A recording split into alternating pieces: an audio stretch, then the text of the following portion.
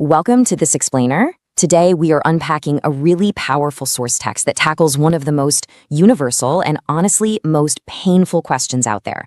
How do you find solid ground when your life's plans just suddenly collapse without any warning?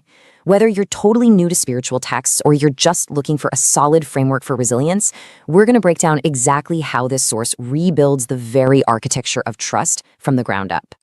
So let's dive right into the wreckage. The text we're looking at today opens by completely validating those sudden, devastating losses that just leave us reeling.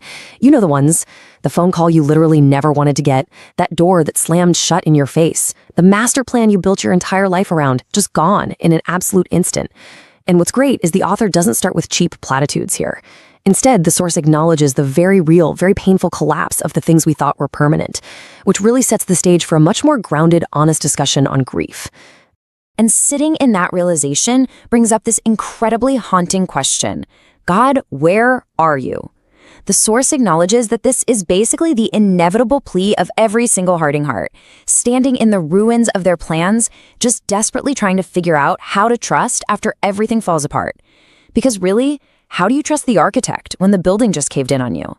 The text argues that navigating this level of despair actually requires a fundamental shift in how we understand what trust looks like in everyday practice.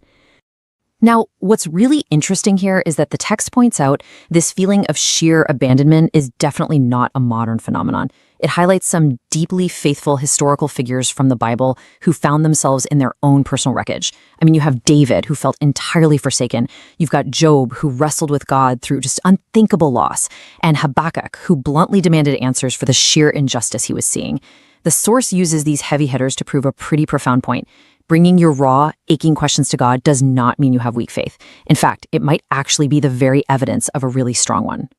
Okay, so what does real trust look like in this context? Well, the source proposes a really bold definition. It says, trust is choosing to hold on to God right in the middle of the questions, not in the absence of them. The text emphasizes that God actually prefers an honest struggle over some polite, detached distance. Basically, it means you can trust him and still not understand him at all. You can have immense faith and still be sitting there in tears. But come on, let's be real. Choosing not to have all the answers, that goes against basically everything wired into our human nature, doesn't it? The text brings in Proverbs chapter 3 to push back against our instinct to just overanalyze a crisis. It says, lean not on your own understanding. When life falls apart, our immediate knee-jerk reaction is to replay it, demand an explanation, and obsess over the why. We do this because we feel like understanding the exact reason will somehow magically fix the pain. But the source argues this is actually a completely flawed approach. To really illustrate why our own understanding falls short, the text offers this brilliant metaphor. Just picture yourself as a passenger in an airplane flying through incredibly thick clouds. Your view is super limited, and every instinct you have is screaming that something is wrong because all you see out the window is thick, blinding fog. But the pilot?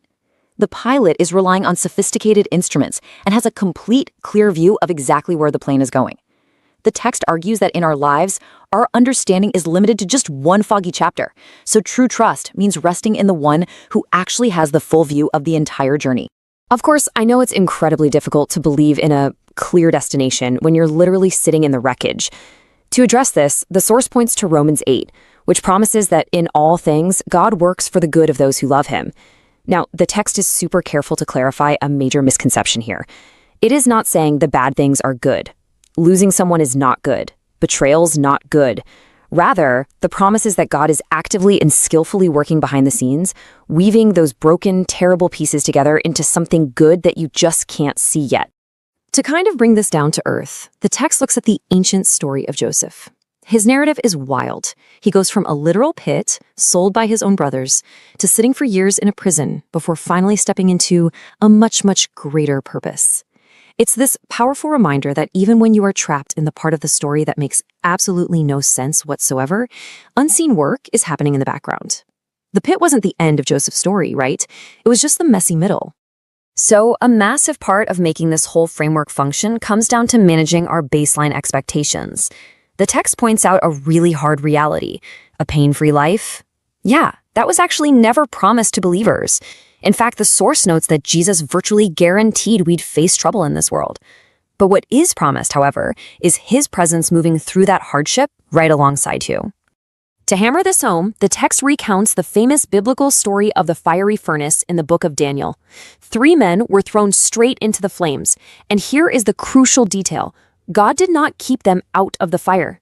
He didn't prevent the crisis from happening. But when the king looked into the furnace, a 4th figure was walking with them right through the flames. The source uses this to powerfully argue that God doesn't always take us around the hard thing. A lot of times, he takes us through it, making sure we don't ever walk through the fire alone. All right, this brings us to what the source calls the absolute climax, the real turning point that changes everything about how we view our circumstances.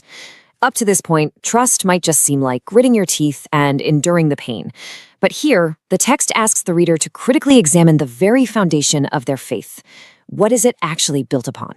The core argument here is that real, unshakable trust just cannot depend on life going well.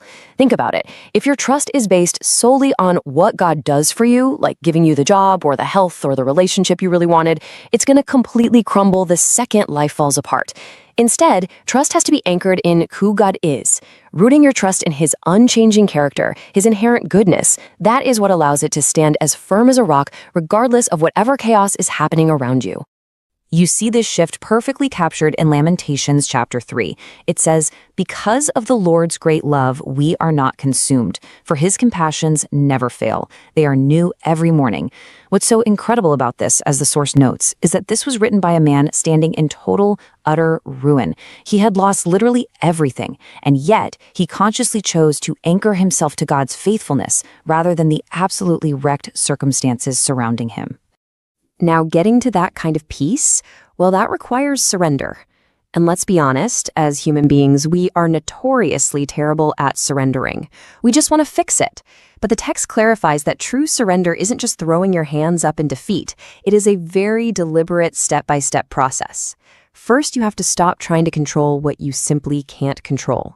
Second, you have to acknowledge that the sheer weight of this wreckage is impossible for you to carry on your own. And third, you hand it over to the only one strong enough to bear it.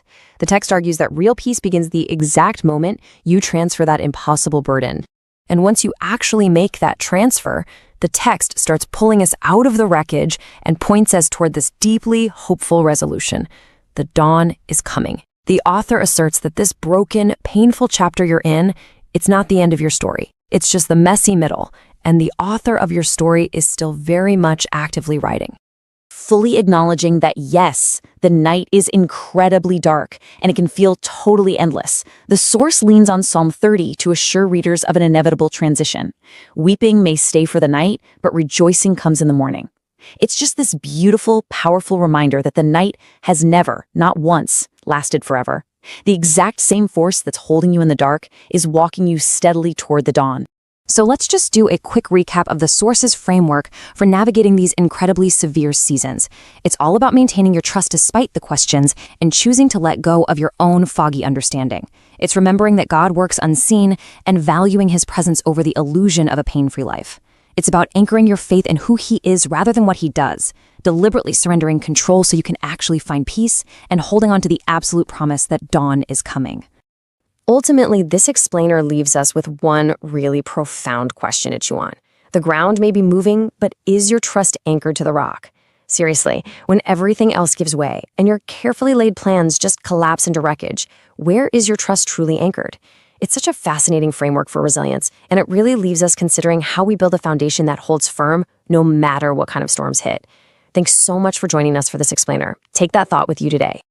Welcome to This Explainer. Today, we are unpacking a really powerful source text that tackles one of the most universal and honestly most painful questions out there. How